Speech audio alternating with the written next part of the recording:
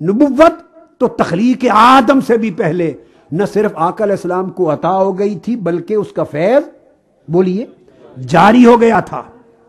حدیث صحیح ہے بلکہ حسن صحیح ہے الگ الگ طرق سے. امام ترمذی روایت کرتے ہیں ابو ہریرہ رضی اللہ تعالیٰ عنہ سے صحابہ نے پوچھا متا وجبت لک النبوہ قال وآدم بین الروح والجسد. یا رسول اللہ آپ کے لیے نبوت کب سے واجب ہو گئی؟ فرمایا آدم علیہ السلام ابھی پیدا نہیں ہوئے تھے.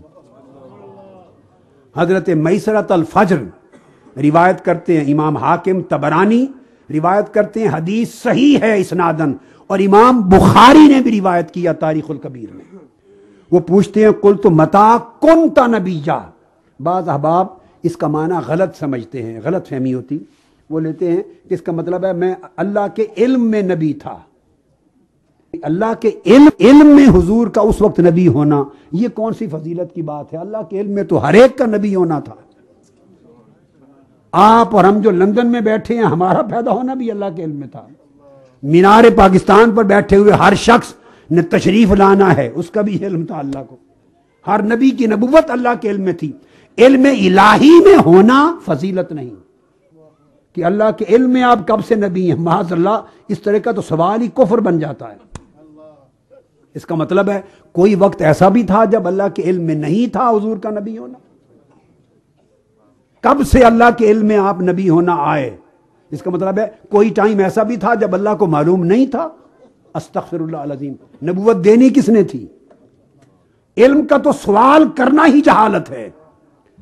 سوال یہ ہے وہ فرماتے متا کنت نبیا اب کب سے نبی تھے؟ آقا نے فرمایا جب آدم روح اور جسم کے درمیان تھے.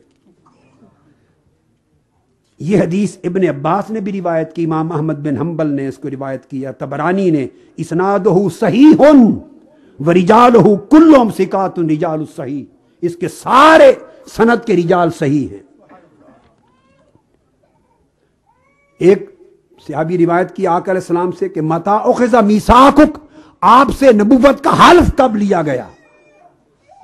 ایک روایت میں متا جعلت نبیا آپ نبی کب بنائے گئے؟ آپ کو نبوت کب عطا کی گئی کب نبی بنائے گئے؟ امام احمد بن حنبل نے یہ الفاظ روایت کیے اور رجال الصحیح ہیں.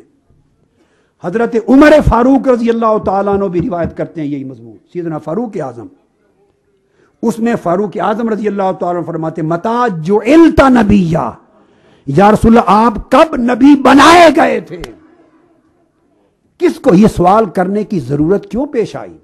سب کو معلوم نہیں تھا کہ جب عمر مبارک 40 برس تھی تو غار ہرا میں وحی اتری اور بعثت ہوئی. کیا اس کا علم نہیں تھا؟ جب سب کو علم تھا پھر ہر صحابی یہ سوال کیوں کر رہا ہے؟ معلوم نہیں کہ 40 سال کی عمر میں غار ہرا میں بعثت ہوئی. اگر بعثت کو نبوت کا عطا ہونا سمجھتے کہ اب سے نبی ہوئے تو پوچھتے کیوں؟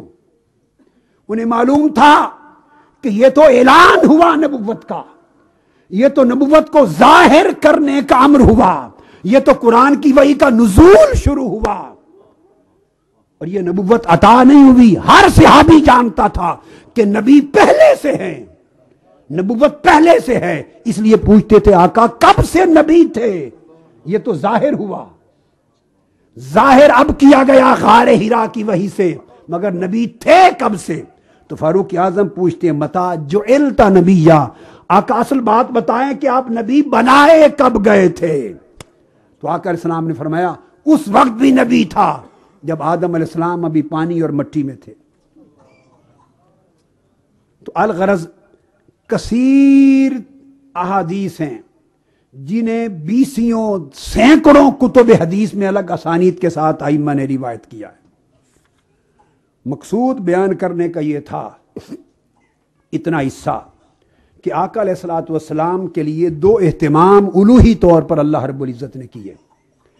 ایک آپ کی ولادت جو مقرر وقت پر ہونی تھی حضرت آمنہ کی گود میں, مگر اس ولادت کے لیے نسب کی حفاظت کا اہتمام صدیوں نہیں لاکھوں سالوں سے, آدم علیہ السلام سے بھی پہلے اللہ پاک نے اہتمام کر رکھا تھا.